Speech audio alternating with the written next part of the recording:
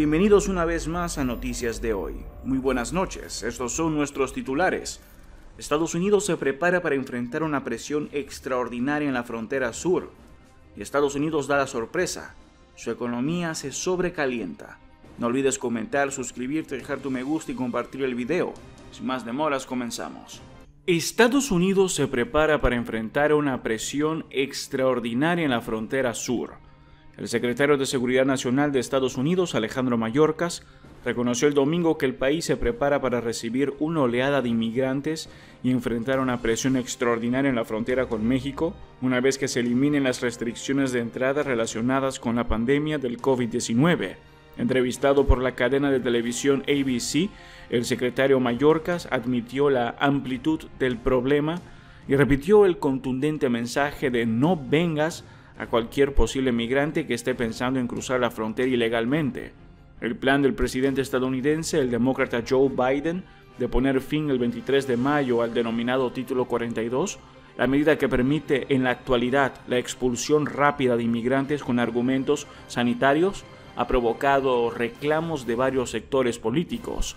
Los republicanos afirman que las fronteras estadounidenses están fuera de control, en tanto los legisladores demócratas en estados con votantes indecisos dicen que esos mensajes políticos los han dejado muy vulnerables de cara a las elecciones de mitad de periodo a celebrarse en noviembre próximo.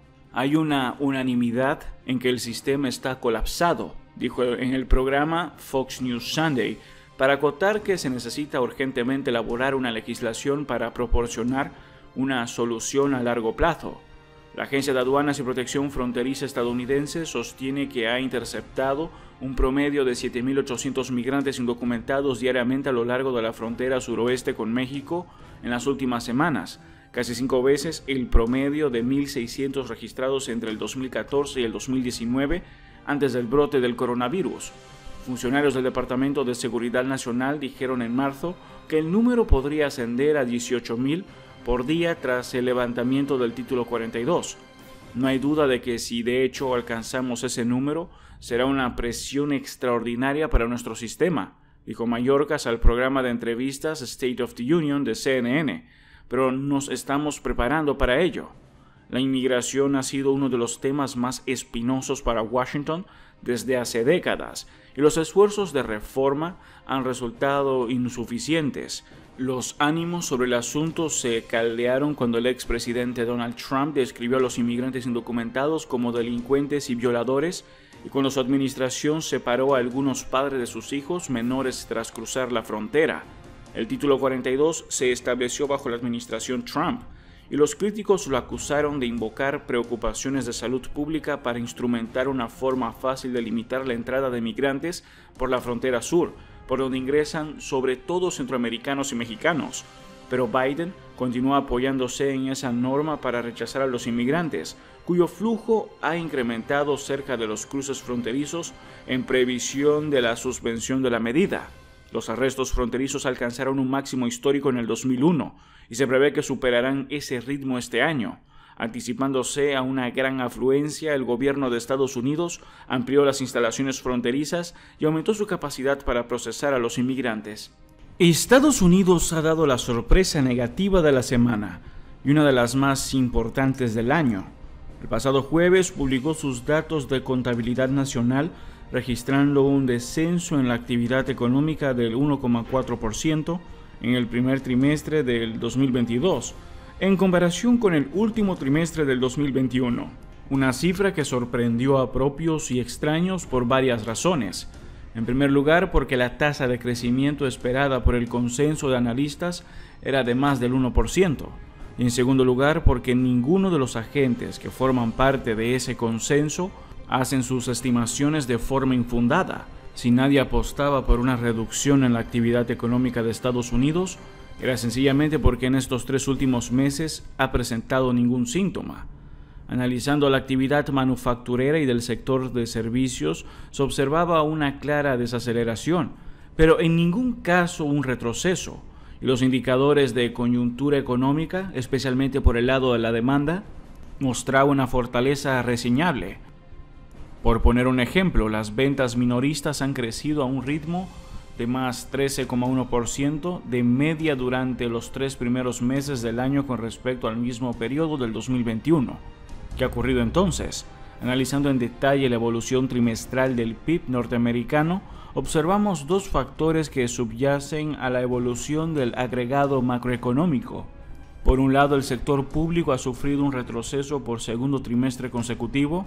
A pesar de la aprobación del plan Biden de $2 billones, el consumo y la inversión pública han caído un 2,7% en términos trimestrales y ya acumulan una reducción del menos 1,6% en términos interanuales. O dicho de otra manera, tras el enorme esfuerzo fiscal llevado a cabo por la pandemia, el fin de los estímulos fiscales y los planes de incremento de la renta disponible de forma artificial han llegado a su fin y la economía norteamericana, en términos agregados, lo está notando. Y el segundo elemento que explica este descenso son las importaciones, que se han disparado en un 17,7% en el primer trimestre del año. Puede ser un efecto derivado de la inflación. Difícilmente los datos se muestran en términos reales. Esto es a precios constantes, más bien es consecuencia de la reactivación económica en la que sigue inmerso el país y de los planes de estímulo fiscal que está llevando a cabo Biden, especialmente en el sector de la construcción. Lo que queda claro, vista la partición por componentes, es que el sector privado mantiene una senda de crecimiento razonable de más del 2,7% trimestral en consumo privado y 2,3% la inversión, y que las perspectivas durante el primer trimestre son optimistas. De hecho, la formación brutal de capital ha crecido a un ritmo del 9,2% positivo, la inversión en equipamiento lo está haciendo a un ritmo del 15%. Datos ambos que son acordes con una confianza empresarial que se mantiene en niveles de finales del 2018 y con los datos de actividad económica en el sector manufacturero, el PMI. En definitiva, Estados Unidos muestra una desaceleración económica y las perspectivas económicas no son positivas, pero el dato que hemos conocido esta semana nos refleja una especial preocupación, y lo normal sería que se normalizara en los próximos trimestres, conforme la evolución del sector público se estabilice. Esto, sin embargo, no debe restar importancia al impacto que tiene este dato concretamente. Se suma a Alemania en la lista de economías que pueden entrar en recesión técnica en los próximos meses. China, debido a las restricciones del COVID-19, también podría dar la sorpresa negativa a lo largo del año.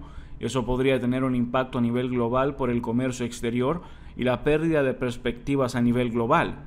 Una de las previsiones del crecimiento a nivel global añade dudas acerca de la solvencia de muchas economías con fuertes vínculos con Estados Unidos por el dólar y penaliza la evolución de los mercados exteriores de buena parte de la economía global, y añade presión a la Fed a la hora de ejecutar su nueva estrategia monetaria. El máximo organismo monetario estadounidense, a diferencia del BCE, tiene un doble objetivo: mantener la inflación en niveles cercanos al 2% y estimular la actividad económica. Las subidas de tipos son necesarias, pero cada vez van a tener más impacto en la actividad económica. Este último punto es importante, pues los mercados financieros en Estados Unidos muestran claros síntomas de sobrecalentamiento. Los tipos de interés de las hipotecas a 30 años ya están en el 5%, niveles no vistos desde hace el 2010. Además, los bonos a 10 años avanzan hacia el 3% y las condiciones financieras en Estados Unidos muestran los niveles más bajos en los últimos 16 años. En los últimos años se ha producido un proceso de represión financiera que sin duda se estudiará en los manuales de economía del futuro como algo que no se podía hacer. Ante la reducida rentabilidad de los activos en riesgo, como el bono de deuda pública, y las dudas que se han creado en el sector de la construcción, los agentes, familias y agentes de inversión se han endeudado para invertir en bolsa. Concretamente, el margin debt, que es la deuda asumida para invertir en bolsa, está en torno a los $830 mil millones, una cifra que supone un descenso del 11% frente a máximos del año pasado, pero que está muy por encima de los niveles mostrados en el 2006, cuando estaba en $25 mil, o en el 2008, cuando ascendió a $40 mil. Ahora la renta variable, tal y como veníamos advirtiendo, se está desinflando y el recorrido a la baja es evidente. Una situación de encarecimiento de los préstamos, de empeoramiento de las condiciones de financiación y de pérdidas de valor de las inversiones tanto en términos nominales como reales por el efecto de la inflación. Es una bomba de relojería cuyas dimensiones pueden ser similares a las que se adquirieron las hipotecas subprime en el 2008. Por el momento y gracias a la política monetaria, la burbuja en los bonos y la de la renta variable se están desinflando de forma controlada, pero el riesgo de que se produzca una situación de desequilibrio es evidente y debemos tenerlo en cuenta. Eso es todo por ahora. No olviden comentar y suscribirse. Hasta el próximo video.